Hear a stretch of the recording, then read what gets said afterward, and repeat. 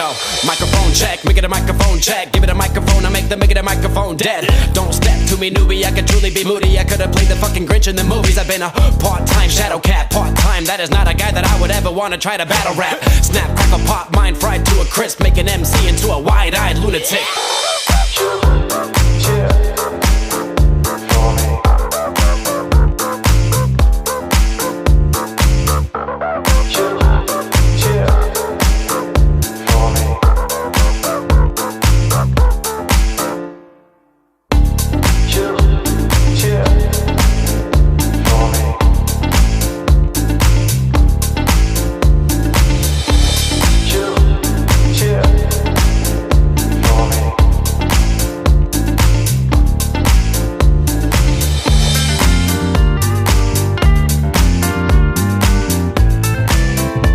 Buenos días, amigos de México Libertario, les damos la más cordial bienvenida a uno más de nuestros programas, el webinario Más Innovación, Menos Regulación, el cual hacemos en conjunto con Somos Innovación, la red latinoamericana de la innovación. En esta ocasión, bueno, pues tenemos de invitado a Edwin Zarco. Él es fundador, gerente, dirige el Centro Lookings de Investigación Socioambiental, que bueno, es un centro, un think tank especializado en proveer, analizar, proponer políticas de mercado para los problemas ambientales que, bueno, cada vez son más y más importantes en la agenda política de nuestros países. ¿Cómo estás, Edwin? Muy buenas tardes, muy buenos días. ¿Cómo te ha ido? Gracias, Víctor, por la invitación. Gracias a México Libertario y a Somos Innovación por abrir estos espacios para poder difundir las ideas sobre las soluciones de mercado, los problemas ambientales. Creo que estos espacios son muy importantes para difundir las ideas de la libertad, para abordar estos temas que son muy importantes. Entonces considero que este espacio es una gran oportunidad. Muchas gracias, Víctor, por la invitación. No, los agradecidos somos nosotros, Edwin, sabiendo, bueno, pues que además tú eres una personalidad cada vez más importante, influyente en los temas sobre análisis medioambiental en nuestras regiones. Recientemente el Atlas Network te otorgó un premio precisamente por tus propuestas y bueno, pues me parece que es necesario que el público lo conozca y se te siga reconociendo, Edwin. Pues bueno, te invitamos, Edwin, básicamente pues por un problema que es muy localizado en México, pero que estoy seguro que tiene sus muchas ramificaciones en América Latina, y es la escasez del agua y cómo el agua potable es importante para el desarrollo. En tal sentido, en México, bueno, desde hace ya bastantes años, viene reportándose crecientes problemas de sequía. Probablemente también mucho de esto tiene que ver con los medios de comunicación y la creciente atención sobre estos problemas de cambio climático. Y bueno, en algunas ciudades del país, pues realmente la escasez de agua ha sido crónica, aunque no tiene una gran atención pública precisamente porque ha sido crónica. Pero recientemente la ciudad de Monterrey, en el norte del país, la tercera ciudad en importancia y un punto neurálgico en la comunicación de México con nuestros mercados de América del Norte, pues bueno, empezó a vivir un problema de escasez de agua.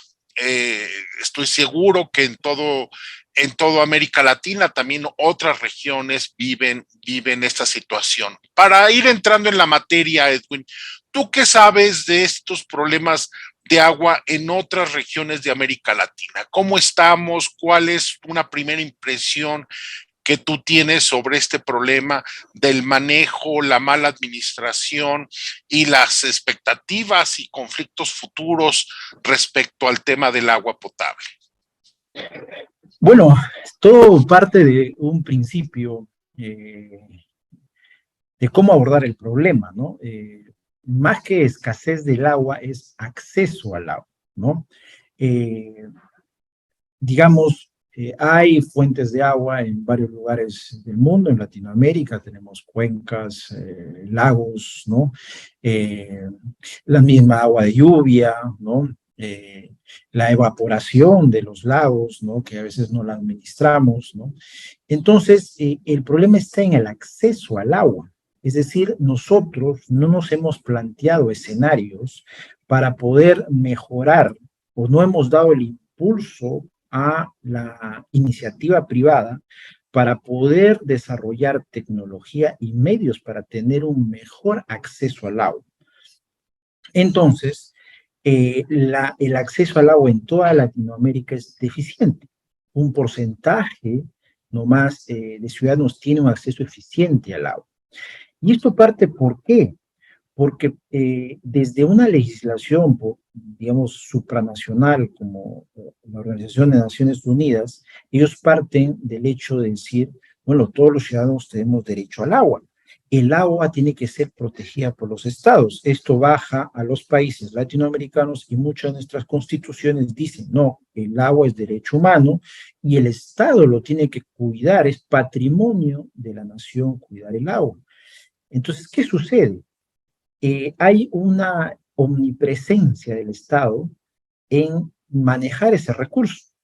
Y eso es muy riesgoso porque sabemos que los estados son burocráticos, ineficientes, entonces estamos dando el uso de un recurso muy valioso a una organización que no es eficiente, avalada por leyes y constituciones, ¿no? Entonces, los lagos son del Estado, los ríos son del Estado, los mares son del Estado, diversas cuencas son del Estado, y lo que queda por ahí, que de repente haya sido propiedad de los individuos antes de las constituciones, es ya de individuos privados, pero es un margen muy pequeño. Entonces, si tenemos una institución que ha monopolizado el recurso agua, obviamente no hay ingreso a solucionar, de los privados, de iniciativas innovadoras, a solucionar ese problema. Entonces, más aún esto se complica con estados que no están desarrollados, que no son capitalistas, que no desarrollan iniciativas de mercado, entonces se hace más dificultoso el acceso al agua por el mismo hecho de no tener desarrollo, no tener innovación, no tener infraestructura. De ahí parte el problema, ¿no?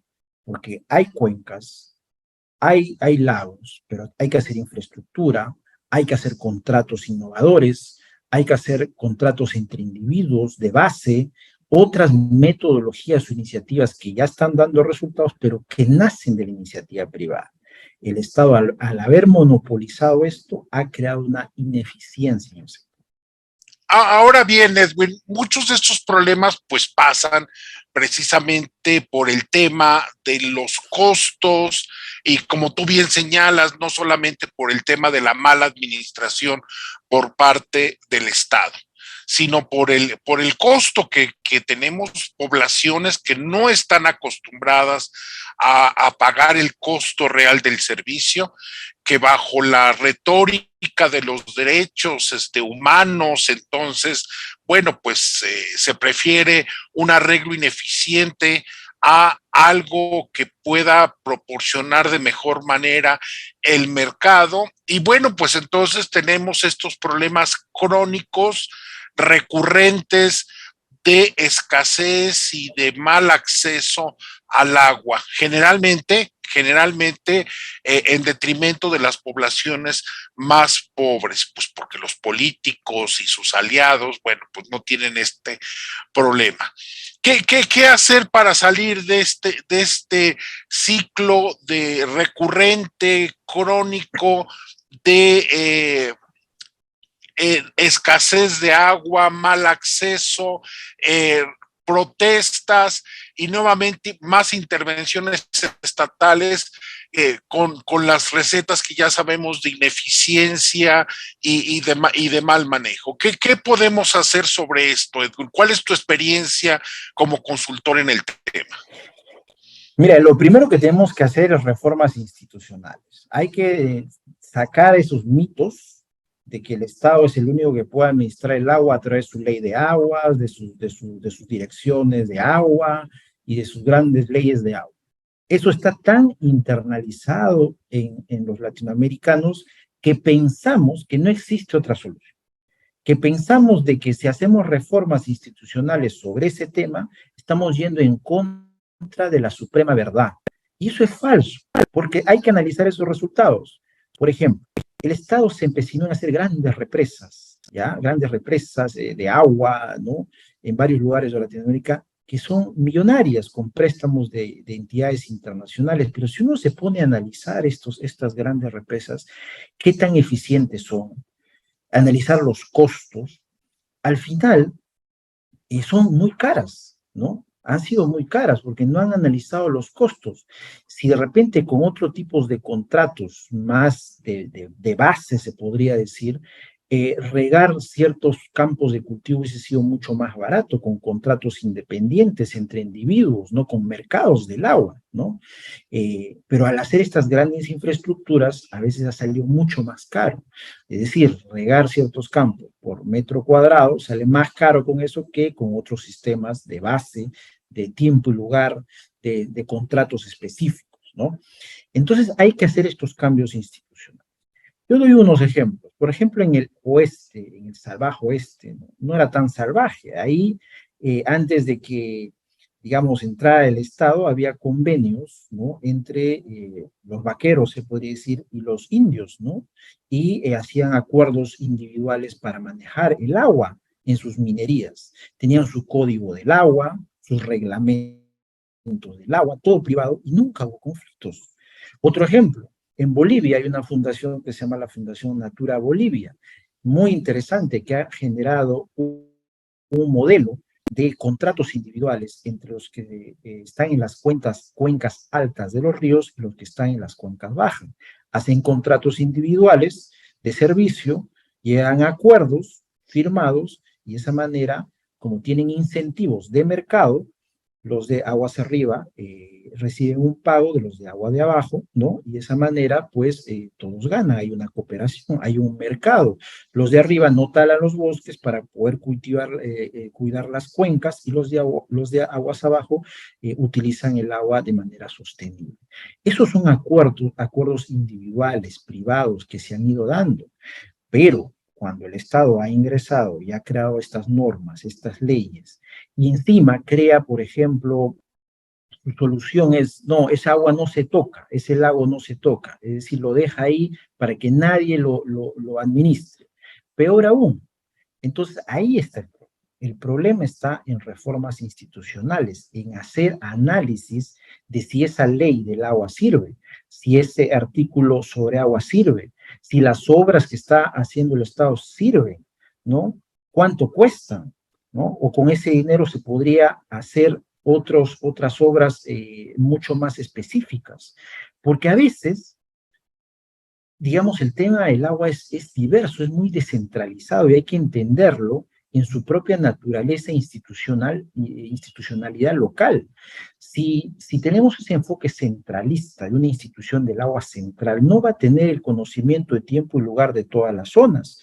Por ejemplo, la Unión Soviética en los años 50 hizo una canalización de ríos para poder regar unos grandes, digamos, chacras, zonas agrícolas de algodón.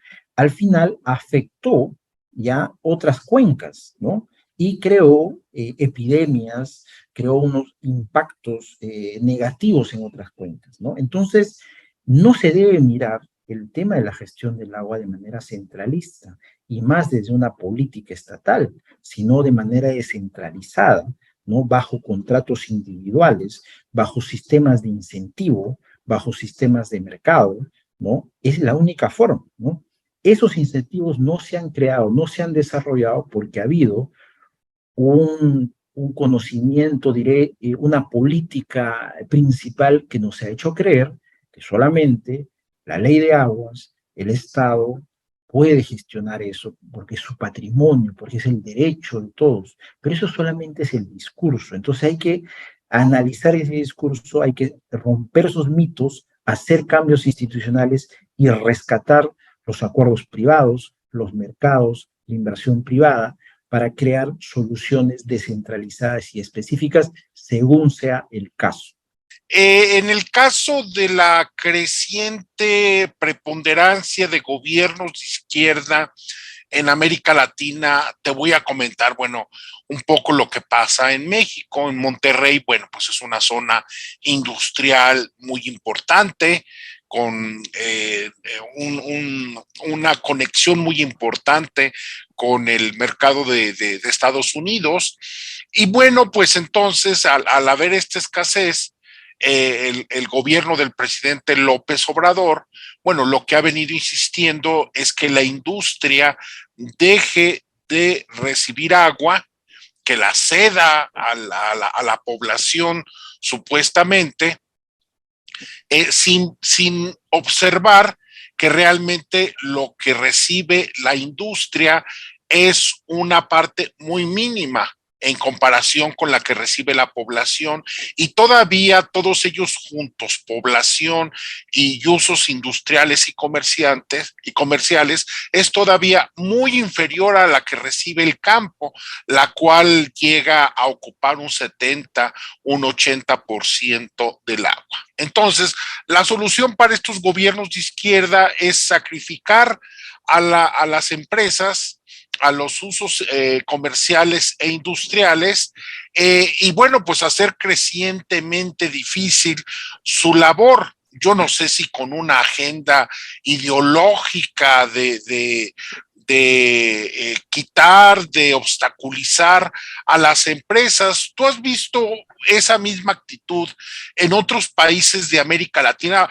Yo veo esto y a mí me sorprende, porque yo nunca había visto realmente este pedido expreso del gobierno de que las empresas incluso se relocalicen de Monterrey hacia el sur del país, que es la zona más atrasada, con menos infraestructura, y pues los van a lanzar a las empresas, las van a lanzar, bueno, pues a páramos agrestes y sin ninguna infraestructura alrededor. Entonces te pregunto nuevamente, Edwin, ¿tú has visto esta actitud en estos crecientes gobiernos de izquierda en América Latina? ¿Es una experiencia temprana, reciente, o hay algunos antecedentes de que la empresa tiene que pagar esta ineficiencia del Estado en el manejo del agua?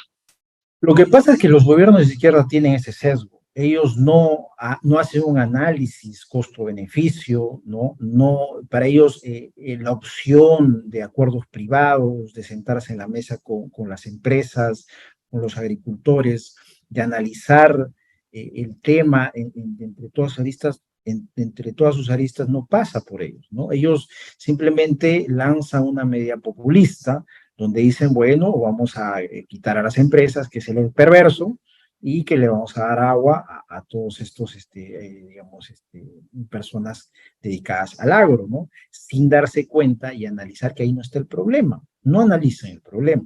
Y ese es el factor. No se está analizando la problemática del agua. ¿Quién gasta más?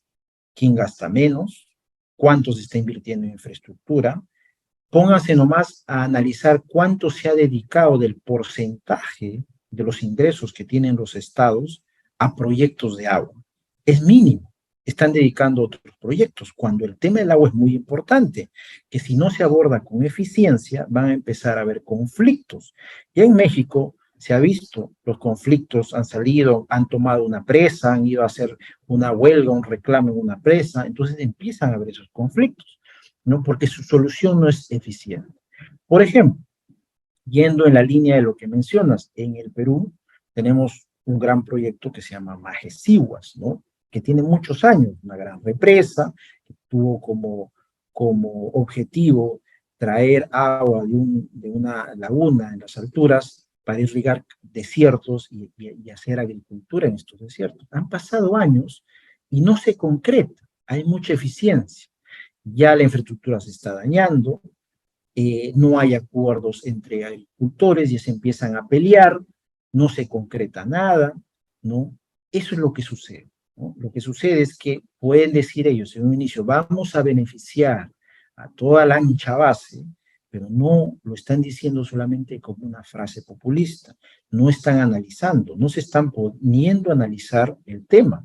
Y no solamente ellos, sino los centros de investigación, las universidades, los intelectuales interesados en los temas del agua, tienen que enfocar y estudiar estos temas desde una manera, desde un punto económico, desde un punto social, analizar los proyectos, analizar la institucionalidad que está en torno a eso.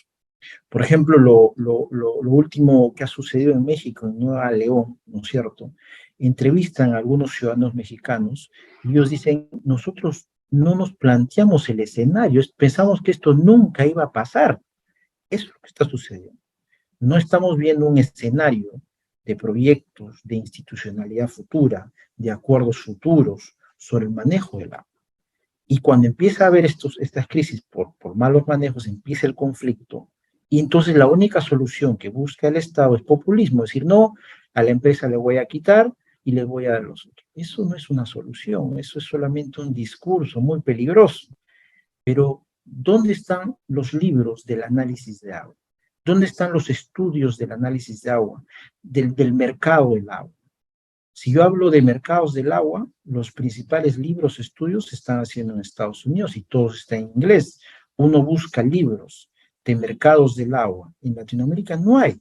Hay una experiencia en Chile, un artículo que habla sobre eso, que yo encontré y estaba en inglés todavía, cuando debería haber un libro sobre esa experiencia en Chile del mercado del agua, otros mercados de Bolivia, cómo se está solucionando de manera privada. Entonces, eso es lo que falta.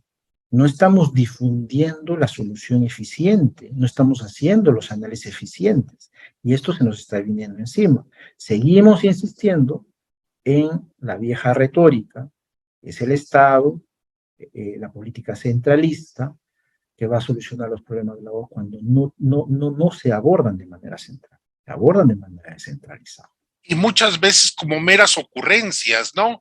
Es decir, como es ya característico aquí en México, el presidente sale 3-4 horas al día a echar una conferencia de prensa con una serie de periodistas pagados por el gobierno y finalmente, bueno, pues se pone allá a decir cuánta ocurrencia se le viene sin medir el alcance de sus palabras y luego mete además en la dinámica a todo el gobierno de responder y de hacer realidad estas ocurrencias que se le ocurrieron así de bote pronto al presidente de la República. Ojalá otros amigos, los amigos chilenos, los peruanos, colombianos, que son gobiernos que van llegando al poder en comparación con López Obrador, bueno, vean esta dinámica porque muy probablemente van a tratar de desarrollarla ante los buenos resultados en popularidad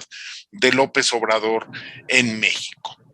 Continuando con nuestro tema, Edwin, tú eres un analista, has dado clases en la Universidad Francisco Marroquín, conferencias en relación con manejos innovadores del agua, soluciones novedosas, que es precisamente uno de las vertientes de este programa. ¿Qué has visto tú en general sobre innovación en el manejo y los mercados del agua? ¿Qué le puedes tú decir a nuestro público y pues a nosotros también, pues para tratar de explorar en el futuro este tipo de información? Actualmente hay una experiencia muy interesante que yo aconsejo que la estudien, la visiten, que es la Fundación Natura Bolivia.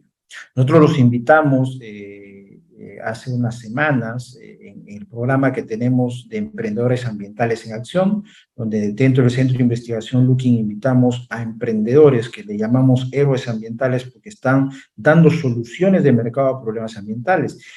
Y uno de estos emprendedores ya consolidado es la Fundación Natura Bolivia.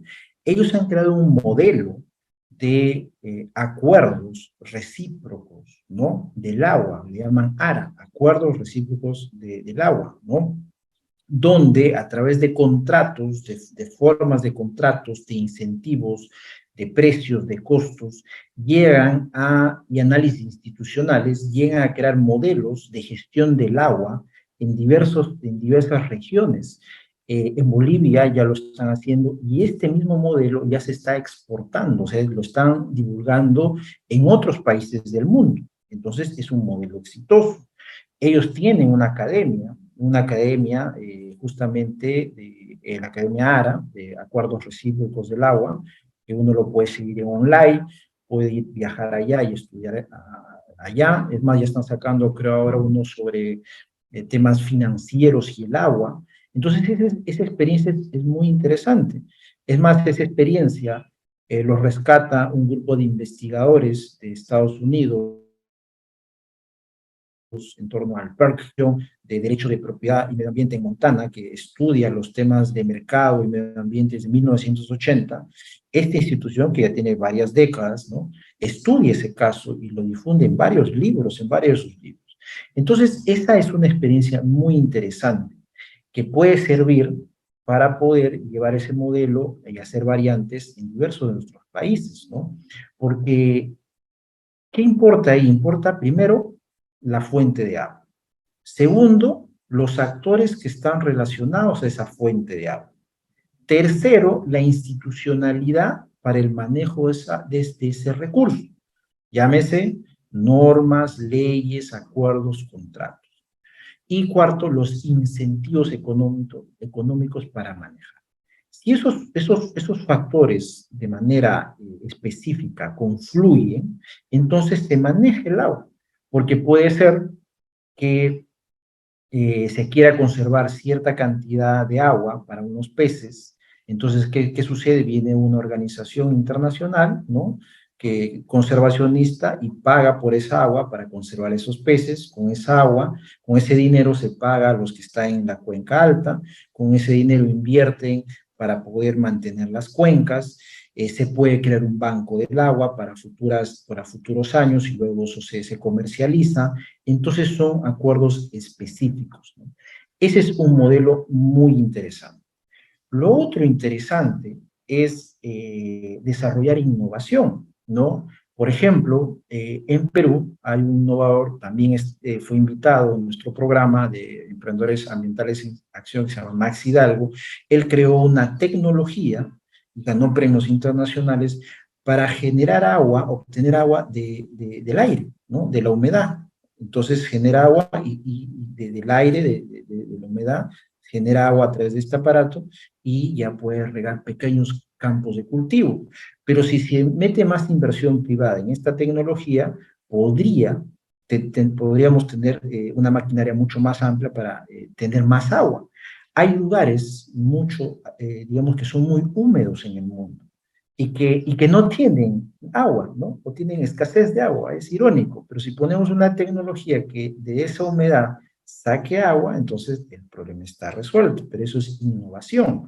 Ese ejemplo que te digo es uno de los ejemplos, pero puede haber innovación en plantas de tratamiento de agua, para desalinizar el agua de mar, para tener agua de la humedad, ¿no?, entre otra tecnología, ¿no? Eso también es inversión privada, es innovación. Tenemos que desarrollar innovación. Entonces tenemos acuerdos, ¿no?, modelos institucionales. Segundo, innovación. Y otro que tiene que ser es infraestructura, ¿no? Porque Latinoamérica adolece de infraestructura. A veces el agua no está llegando a muchas ciudades, se desperdicia, son infraestructura vieja, donde hay desperdicio, está contaminada, ¿no? Entonces, y en este campo de infraestructura también entran proyectos de plantas de tratamiento de aguas residuales. Latinoamérica adolece de muchas plantas de tratamiento de aguas residuales de punta, ¿no?, de tecnología de punta, porque hay mucha agua que se desperdicia de estas ciudades y esta puede ser tratada y servir esa agua para regar campos de cultivo, para regar zonas verdes, incluso utilizar esa agua para la industria. Entonces utilizaríamos esa agua, que es la que se desperdicia, para la industria, y la otra agua la utilizaríamos para otras actividades primarias, digamos, que necesitan un agua mucho más potabilizada. Entonces hay varios aspectos, como te menciono, que se pueden hacer. Pero lamentablemente no se está analizando desde el mercado estos temas, se está analizando desde un punto burocrático, político, solamente de discurso centralista, y al final eso pues no lleva a nada, ¿no? Claro, y además, bueno, pues con las clásicas soluciones electorales de captar votos y no precisamente resolver o ayudar a resolver el problema. Estamos ya entrando a nuestra última parte, Edwin, de nuestra entrevista, y yo solamente quería preguntarte por último el tema de el manejo privado del agua. ¿Cuál es el cuadro de esta situación en América Latina? Entiendo que, bueno, países que han intentado estos proyectos como Bolivia o como Chile, bueno, pues han sido muy cuestionados, pero yo creo, desde mi lejana experiencia de gente no especializada en estos temas, que bueno, debe de ser una de las soluciones a la mano. ¿Cuál es la situación de estos manejos privados del agua en nuestros países, Edwin? Los manejos privados del agua son puntuales. Hay ejemplos como el de Chile, como el de Bolivia, y así, digamos, ejemplos puntuales de éxito en varios lugares de Latinoamérica. El problema es que el discurso sigue siendo centralista, y es lo que se enseña en las universidades, en el debate, ¿no? Entonces, pues, tiene que haber una ley de aguas, el derecho al agua, solamente el gobierno lo puede manejar. Entonces, este discurso sigue ahí. Lo que tenemos que hacer, los defensores de las ideas de la libertad, es, aparte de tener esta base teórica, empezar a analizar estos casos de éxito. ¿Por qué tuvo éxito Chile? ¿Por qué tuvo éxito Bolivia? ¿Por qué tiene éxito el otro caso? Mostrar esos ejemplos y empezar a difundir esto en las universidades, en el debate, en proyectos de ley, en reformas institucionales, es decir, analizar casos de éxito y empezar a difundirlos, ¿no es cierto?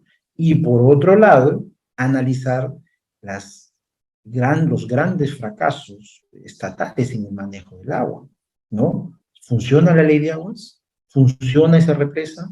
¿Cuánto dinero se ha gastado en eso? ¿Cuántos años vamos invirtiendo en eso? ¿Cuánto nos hemos adeudado por eso? Nadie hace esa crítica.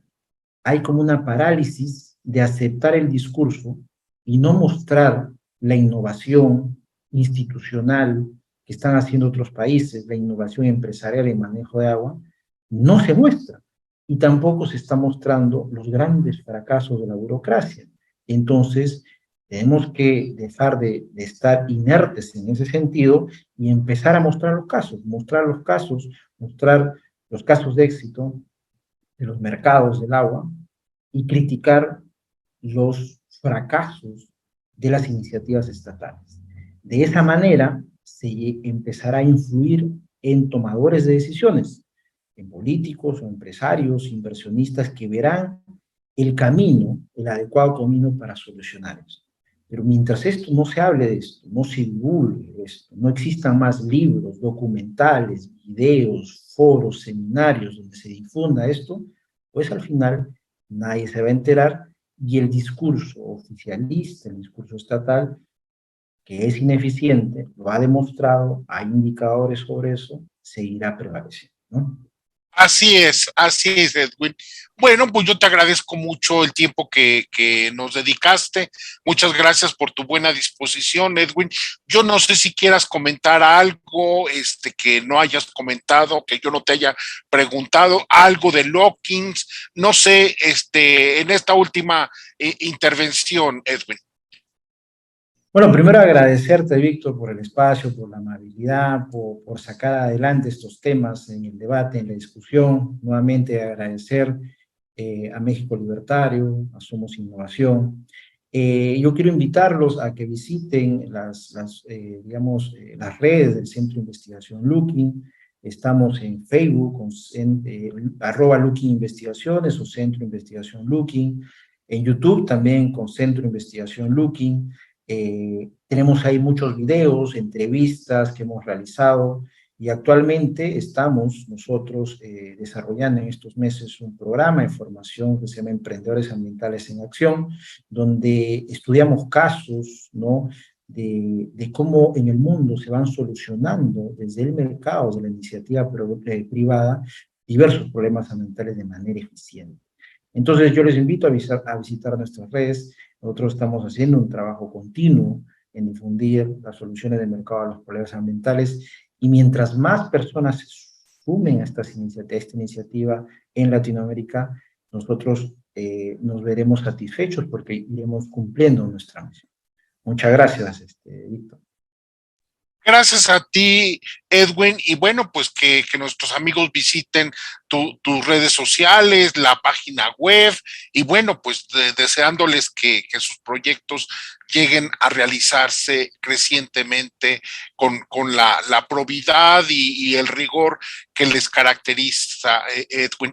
Pues yo te agradezco mucho, a nombre de México Libertario y de Somos Innovación, agradezco mucho tu tiempo, tu buena disposición, y bueno, yo invito a todos nuestros amigos de México Libertario a que nos sigan en nuestras diversas actividades que realizamos cada semana, y bueno, pues estamos a sus órdenes. Gracias y hasta la próxima. Muy buenas tardes, muy buenos días cuando ustedes vean este material. Gracias. Muchas gracias, Víctor.